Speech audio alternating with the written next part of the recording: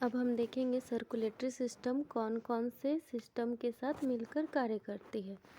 तो respiratory system के साथ मिलकर कार्य करती है। आइए हम देख रहे हैं, लिखा हुआ है रेस्पिरेटरी सिस्टम क्या करती है ये रेस्पिरेटरी सिस्टम के साथ? Deliver O2 from lungs to cell and drop off CO2 from cell to lungs. यानी कि जो ऑक्सीजन होती है, O2 को ऑक्सीजन बोलते हैं, CO2 को कार्बन डाइऑक्साइड बोलते हैं। तो O2 को लंग से सेल तक पहुंचाती है रेस्पिरेटरी सिस्टम। ठीक है, मतलब कि जो हम लंग्स, रेस्पिरेटरी सिस्टम में लंग्स आता है, तो लंग्स के द्वारा हम सांस ले रहे हैं और ऑक्सीजन लंग्स में जा रहा है।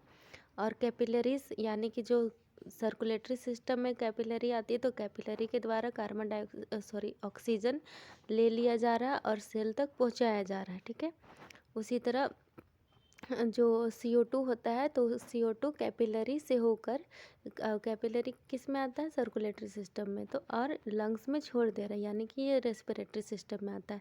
तो ये दोनों आपस में मिलकर कार्य कर रही हैं। सेकेंड है विथ डाइजेस्टिव सिस्टम के साथ मिलकर क्या काम करती है सर्कुलेटरी सिस्टम? तो absorb and deliver digested nutrients to cell. जो भी हम खाते हैं उसे एब्जॉर्ब कर रही है और कहाँ पहुँचा रही? डाइजेस्ट न्यूट्रिशन को सेल तक पहुँचा रही है। कौन पहुँचा रही है? तो ये डाइजेस्टिव सिस्टम के द्वारा ही हो रहा है, जो कि सर्कुलेटरी सिस्टम जो भी न्यूट्रिशन हो रहा है उसको एब्जॉर्ब कर ले रही है। तो इसमें भी दोनों का काम, दोनों मिले तभी ये काम कंप्लीट हुआ। थर्ड है एक्सक्रीटरी सिस्टम, है ना। एक्सक्रीटरी सिस्टम के साथ वर्क क्या कर रहा है? तो kidney filter cellular waste out of blood for removal. Kidney जो फिल्टर का मेन काम होता है किडनी का, ब्लड को प्यूरिफाई करना या फिल्टर करना। डाइजेस्टिव सिस्टम क्या हेल्प कर रही है इसमें? जो भी हम खाते हैं तो कहाँ जा रही है वो? इंटेस्टाइन के द्वारा एब्जॉर्ब कर लिए जा रहे हैं। मतलब इंटेस्टाइन से जो छोटी आंत होती है उससे जो भी लिक्विड पार्ट होता है, जो भी हम खा रहे हैं, वो लिक्विड पार्ट में जो न्यूट्रिशन बढ़ जाते हैं, टूट जाते हैं, या फिर लिक्विड या फिर छोटे छोटे मॉलिक्यूल में टूट जाते हैं, वो ब्लड में एब्जॉर्ब कर लिए जाते हैं। और ब्लड में एब्जॉर्ब होने के बाद पर्टिकुलर एरिया में, मतलब कि सेल के पास पहुंचा दिए जाते हैं। और किसके द्वारा पहुंचा दिए जाते हैं? तो ये ब्लड के द्वारा पहुंचा दिए जाते हैं। नेक्स्ट देखते हैं एक्सक्रीटरी सिस्टम में किडनी फिल्टर करता है। जो भी हम हमारे जो ब्लड में वेस्टेज होते हैं, जैसे कि यूरिया हो गया, कार्बन डाइऑक्साइड हो गया, कुछ कुछ केमिकल्स होते हैं जैसे कि पोटासियम, सोडियम, जो यूज़ नहीं होते हैं बॉडी में, है ना, तो वो सब हमारे बॉडी से निकलते हैं। तो वो किसके द्वारा निकलते हैं? तो किडनी के द्वारा निकलते हैं, जो कि किडनी हमारा एक्सक्रीटरी सिस्टम में आता है। तो इसमें कौन हेल्प कर रही है किडनी तक पहुंचाने में? तो ब्लड वेसल्स हेल्प कर रही है ना किडनी में। आप देखिएगा, यहाँ पे देखिए जो रेड रेड दिख रहा है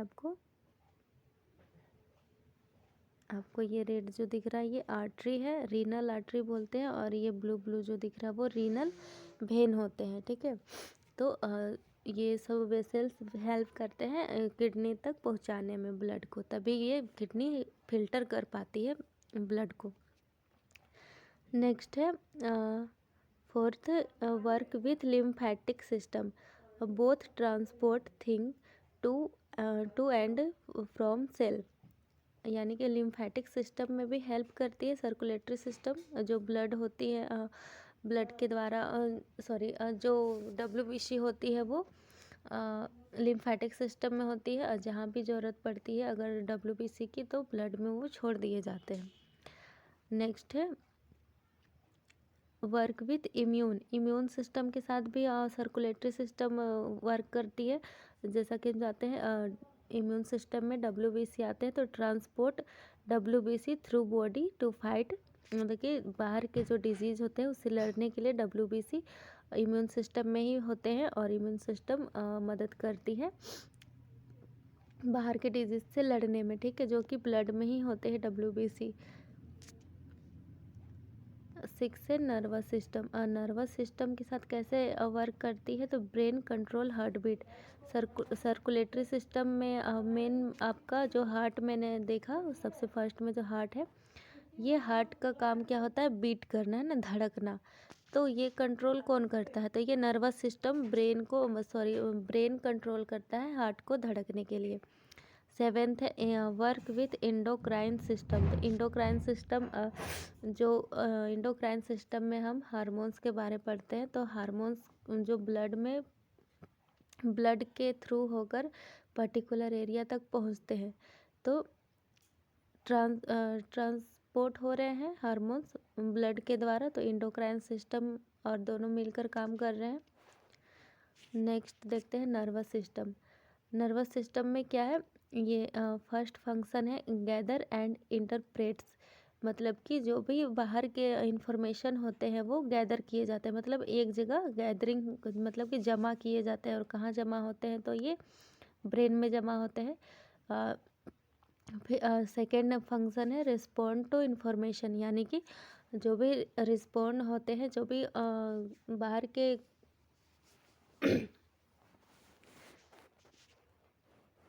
कार्य होते हैं, उसके प्रति जो भी हमारा शरीर जो मैसेज ला रही है, तो उसके प्रति फिर हमें रिस्पॉन्ड भी करना होता है ब्रेन के द्वारा। तो ब्रेन हेल्प करती है, जो भी रिप्लाई देना होता है, जो भी डिसीजन मेकिंग होता है वो ब्रेन ही लेता है। उसके बाद जो कार्य करना है, जैसे कि हम कोई गर्म गिलास छू रहे हैं, तो झट से हमारे हाथ उसको वापस खींच लेते हैं। क्यों खींच लेते हैं, ताकि हमारा ब्रेन एक वो जानता है कि वो हमारे लिए सेफ़ नहीं है, तो वो तुरंत बॉडी को इंस्ट्रक्ट करता है कि आप हाथ हटा लो। तो ये सब कंट्रोल होता है ब्रेन से ही। और नेक्स्ट मेन फंक्शन है हेल्प मेंटेन होम्योस्टेटिस। होम्योस्टेटिस का मतलब होता है संतुलन बनाए रखना। नर्वस सिस्टम बॉडी में हाइपोथैलेमस जो ग्लैंड होते हैं, वो बॉडी के कई कार्यों को संतुलन बनाए रखते हैं।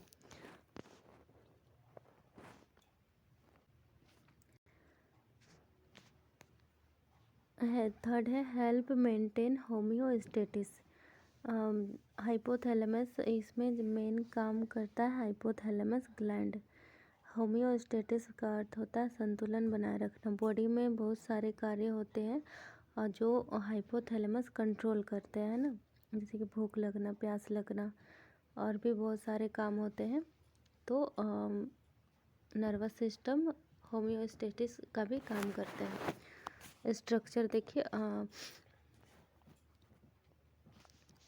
ये जो ब्रेन और स्पाइनल कोड दिख रहा है, सिर्फ इसमें ब्रेन को नर्वस सिस्टम को अच्छे से ब्रीफ में पढ़ने के लिए बहुत है। तो इसमें सिर्फ CNS यानी कि सेंट्रल नर्वस सिस्टम के बारे में ही दिया हुआ है। नर्वस सिस्टम को दो पार्ट में बांटा गया है, सेंट्रल नर्वस सिस्टम और peripheral nervous system. Central nervous system में ब्रेन और स्पाइनल कोड आते हैं, और पेरिफेरल नर्वस सिस्टम में जितने भी हमारे नर्व सेल होते हैं, जो कि पूरे बॉडी में फैले हुए होते हैं, जिनका काम होता है शरीर से मतलब कि शरीर के बाहरी इन्वायरमेंट से मैसेज लेकर आना, और जो भी मैसेज ब्रेन के द्वारा मिलता है उसको वापस उस सेंस ऑर्गन तक पहुंचाना। तो ये सब काम होता है नर्वस सिस्टम का, जिसमें ब्रेन आप देख रहे हैं यहाँ पे, देखिए ये ब्रेन है पिंक कलर का, और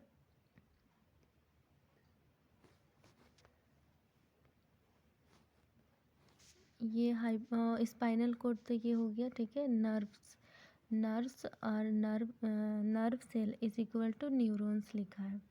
तो नर्व सेल और नर्व्स मिलकर न्यूरॉन्स बनाते हैं, और न्यूरॉन्स यहाँ है नहीं, लेकिन न्यूरॉन्स का स्ट्रक्चर कुछ ऐसे होता है, सॉरी,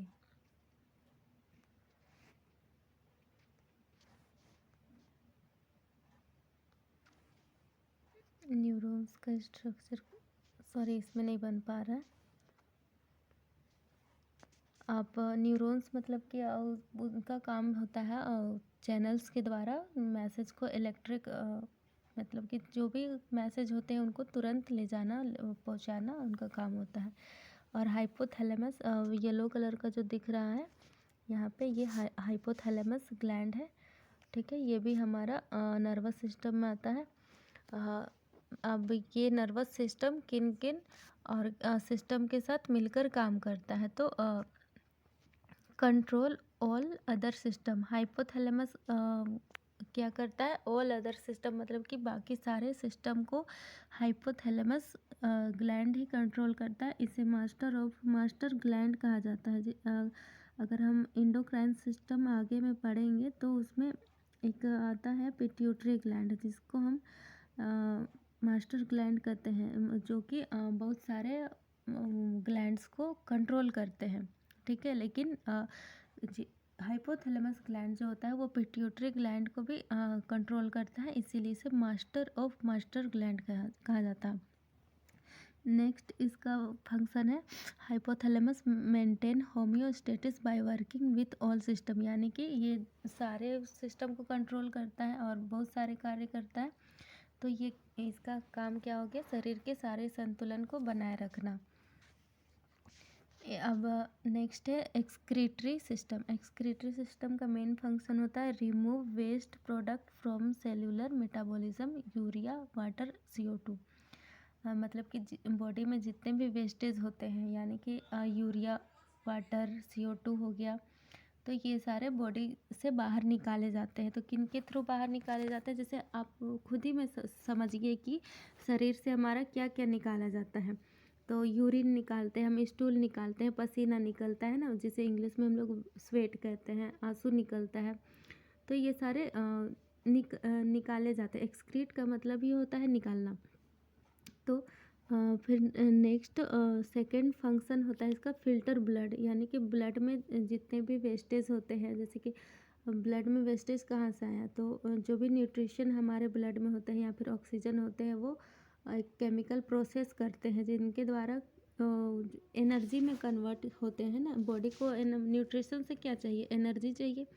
तो एनर्जी बनाने के लिए एक केमिकल प्रोसेस होते हैं जिसे हम मेटाबॉलिज्म प्रोसेस भी कहते हैं मेडिकल टर्म में।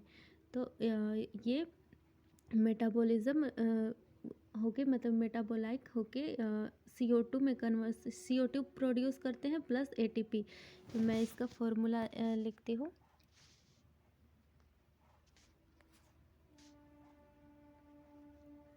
C2H6O12 plus O2। अब इज इक्वल टू, इसमें जब ग्लूकोज प्लस O2, यानी कि शरीर को ग्लूकोज में चाहिए होता है जो कि कार्बोहाइड्रेट से मिलता है, और O2 ऑक्सीजन जो हम लेते हैं, तो ये दोनों मिलकर एनर्जी बनाते हैं केमिकल प्रोसेस करके।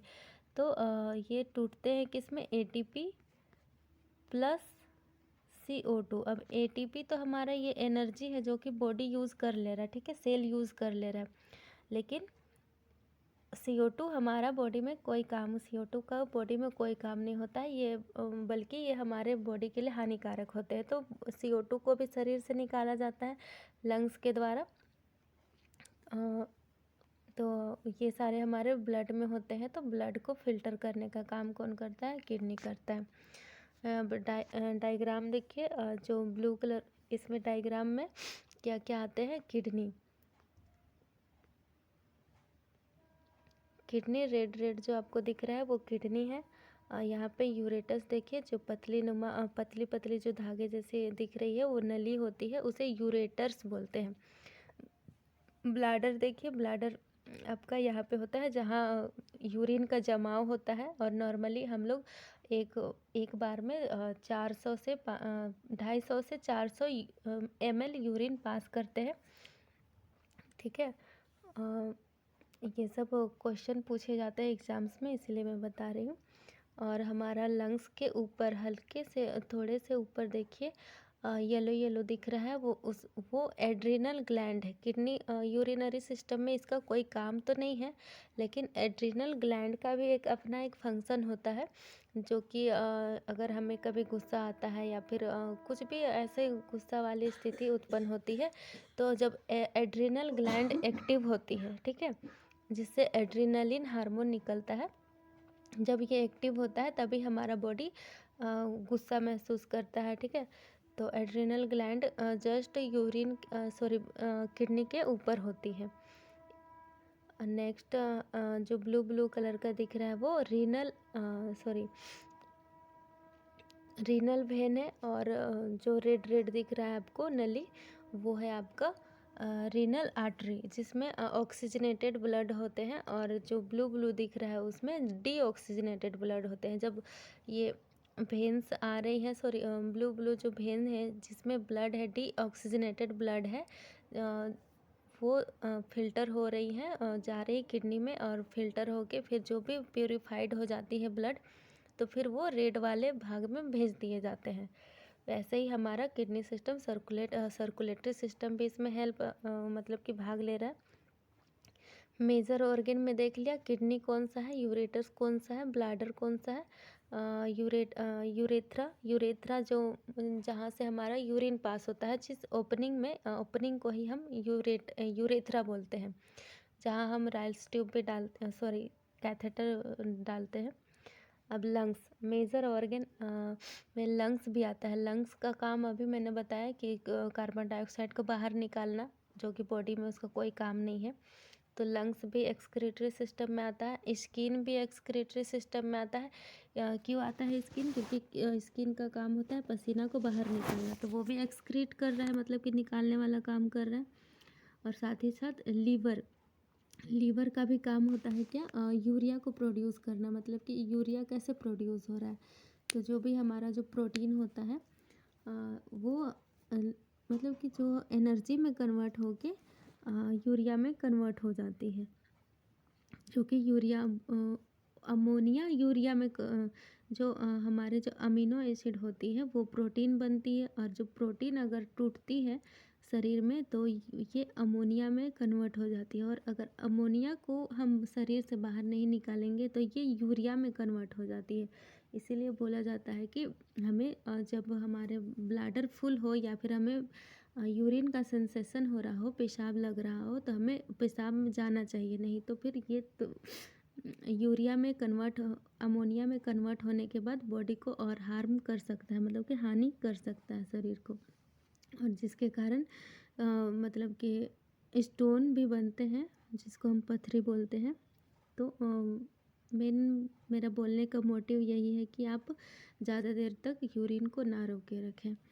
अब interaction working with other system, मतलब कि जो एक्सक्रीटरी सिस्टम है वो अदर कौन कौन से सिस्टम के साथ मिलकर काम करता है, तो सर्कुलेटरी सिस्टम के साथ मिलकर काम करता है, जैसे कि filter waste out of blood, यानी कि जो भी किडनी में जो ब्लड आ रही है तो वो कहाँ से आ रही है, तो रीनल वेन के द्वारा ही आ रही है, और रीनल आर्टरी ही उसे ले जा रही है। तो सर्कुलेटरी सिस्टम में मैंने बताया कि आर्टरी वेन जो भी ब्लड वाली चीज़ होती है सारे सर्कुलेटरी सिस्टम में आती है, तो वो लाने का काम कर रही है, तो सर्कुलेटरी सिस्टम भी काम कर रही है इसमें, तो वर्क विथ सर्कुलेटरी सिस्टम बोल सकते हैं। सेकेंड है work with lungs, remove excretory waste, lungs भी काम कर रही है निकालने वाला, जो CO2 और कार्बन डाइऑक्साइड बोल रहे हैं, जो CO2 निकाल रहे हैं, तो लंग्स भी हेल्प कर रही हैं।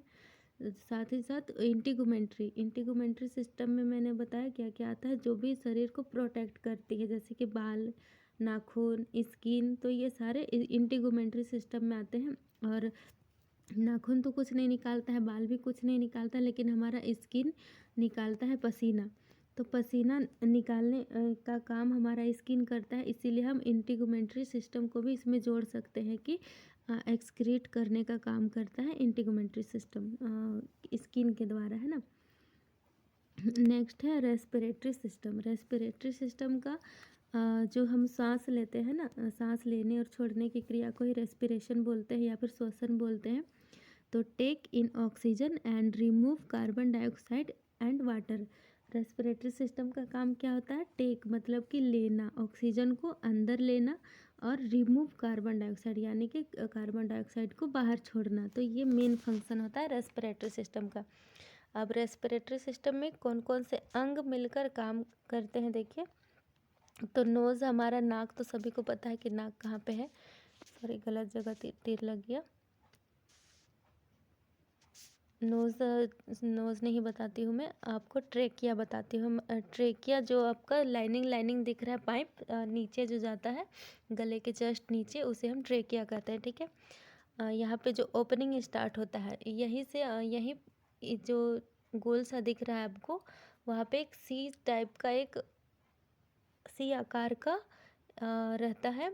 वहीं पे जो डॉक्टर सब वेंटिलेटर जब इनक्यूबेट करते हैं पेशेंट को, वेंटिलेशन करते हैं, तब जो ईटी ट्यूब होते हैं जिसको इंडोट्रैकियल ट्यूब कहा जाता है, तो इसी में इसी सी रास्ते के द्वारा डाला जाता है, क्योंकि वहीं पर दो नली पाई जाती है, जो एक वायु नली होती है और एक हमारा फूड पाइप होती है ना। एक लैरिंग्स होता है, एक फेरिंग्स होती है। तो तो इसमें डॉक्टर अच्छे से देखते हुए ईटी ट्यूब को डालते हैं लंग्स में, ताकि पेशेंट सांस ले सके। जो पेशेंट को बहुत ज़्यादा सांस लेने में दिक्कत होती है, वैसे पेशेंट को। लास्ट थर्ड है ब्रोंकी। ब्रोंकी कौन सा है, तो देखेंगे जब जैसे ही लंग्स ट्रेकिया से दो डाल टाइप का, जो हम लोग पेड़ को जब उल्टा करते हैं तो ये इसी तरह से दिख रहा है, तो डाल जैसे ही निकल रहा है तो उसी पार्ट को हम ब्रोंकी कहेंगे, ठीक है। और जैसे ही ये छोटे छोटे डाल जो दिख रहे हैं आपको, उसे हम ब्रोंक्यूलस कहते हैं। और यहाँ पे आपको अंडाकार का अंगूर के आकार का गुच्छा गुच्छा जो दिखेगा, वो एल्वियोली होता है। एल्वियोली में ही आपका ऑक्सीजन जाके जमा होते हैं, और एल्वियोली से ही कैपिलरीज, या फिर जो भी हम बोलेंगे कैपिलरीज यानी कि सीरा भेन है ना, जो भी ब्लड होते हैं उसमें, तो उसी में हीमोग्लोबिन भी होता है। तो हीमोग्लोबिन का काम क्या होता है, ऑक्सीजन को कैरी कर लेना, ऑक्सीजन को अपने में खींच लेना। तो लंग्स में एल्वियोली में जो भी ऑक्सीजन होते हैं, उनको वो अपने आप में मतलब कि हीमोग्लोबिन अपने में खींच लेती है। तो ये फिर लंग्स आप देख रहे हैं, दो लंग्स है बॉडी में, जिसको हम हिंदी में फेफड़ा कहते हैं। अब इंट्रैक्शन विथ अदर सिस्टम, मतलब कि कौन कौन से सिस्टम के साथ रेस्पिरेटरी सिस्टम काम करती है। तो वर्क विथ सर्कुलेटरी सिस्टम, यानी कि take in oxygen for deliver to cell and removes CO2 broth from cell. यानी कि सर्कुलेटरी सिस्टम में जो हम सांस लेते हैं, तो जो ऑक्सीजन ले रहे हैं या फिर कार्बन डाइऑक्साइड छोड़ रहे हैं, तो ये क्या कर रही है, सर्कुलेटरी सिस्टम अपने में ले रही है। क्योंकि ऐसे ही तो हम झूठ का तो मतलब कि ऑक्सीजन लेना छोड़ना ये तो नहीं कर रहे ना, उसका कुछ बॉडी में काम है तभी तो। लेकिन उसका बॉडी का काम है एनर्जी कन्वर्ट, मतलब एनर्जी बनाने में, लेकिन वो लाने ले जाने का काम कौन कर रहा है, तो सर्कुलेटरी सिस्टम कर रहा है, वेन्स के द्वारा, है ना। मतलब कि जो भी ब्लड वेसल्स होते हैं उनके द्वारा काम हो रहा है। तो ये सर्कुलेटरी सिस्टम के साथ मिलकर काम कर रहे हैं। सेकेंड है वर्क विथ एक्सक्रीटरी सिस्टम, मतलब कि रिमूव एक्सक्रीटरी वेस्ट, ये काम कर रहा है ना। रेस्पिरेटरी सिस्टम जो में हम ऑक्सीजन ले रहे हैं और CO2 छोड़ रहे हैं, तो CO2 छोड़ने का काम कौन करता है, लंग्स ही करता है। तो ये एक्सक्रीटरी फंक्शन भी कर रहा है। तो थर्ड है वर्क विथ नर्वस सिस्टम, तो कंट्रोल ब्रीदिंग, है ना। नर्वस सिस्टम में हाइपोथैलेमस, अभी मैंने बताया, हाइपोथैलेमस का काम होता है ब्रीदिंग, हार्ट बीट, है ना, मेन फंक्शन जो होते हैं बॉडी में, वो सबको कंट्रोल करना नर्वस सिस्टम का ही काम होता है। तो कंट्रोल करता है नर्वस सिस्टम, ठीक है। फोर्थ है वर्क विथ मस्कुलर, तो मस्कुलर क्या काम करता है इसमें, तो मैं बता दूं। डायाफ्राम देख रहे हैं आप, रुकिए, ये जो पतली सी ऐसे करके जो दिख रही है, वो लंग्स के जस्ट नीचे डायाफ्राम होती है, जो कि हमारे पेट मतलब कि स्टमक और हमारे लंग्स को, डाइजेस्टिव सिस्टम और लंग्स को अलग करती हैं। ये मसल्स का होना, मतलब कि काम करना बहुत ज़रूरी होता है, क्योंकि इसका काम होता है ऊपर नीचे ऐसे, मतलब कभी ऊपर नीचे जा रही है, कभी ऊपर हो रही है, इस तरह से। तो ये फंक्शन दिन भर एक काम करती है, ऐसे ऊपर नीचे एक वेव टाइप बनाती है। तरंग कैसे बनता है, उसे वेव बनाती है। तो इसका जब ये नीचे जाती है तो हमारा फेफड़ा क्या है, एक बलून टाइप से है, तो जब ये नीचे जा रही है यानी कि फेफड़ा को स्पेस मिल रहा है, तो स्पेस मिलने के कारण जो भी हम सांस ले रहे हैं या फिर इन्वायरमेंट में जो हवा है वो लंग्स फूल जा रहा है हमारा। और जैसे ये ऊपर उठता है हमारा डायाफ्राम, डायाफ्राम एक मसल्स है, ठीक है। तो जैसे डायाफ्राम मसल्स ऊपर उठ रहा है तो हमारा लंग्स ऊपर सिकुड़ जाता है। तो सिकुड़ने के कारण जो भी गैसेस होती है वो नाक के द्वारा बाहर निकल जाती है। तो मस्कुलर सिस्टम भी इसमें भाग ले रहा है रेस्पिरेटरी सिस्टम में, क्योंकि एक के ही काम करने से यहाँ पे काम नहीं चल रहा है, बहुत सारे एक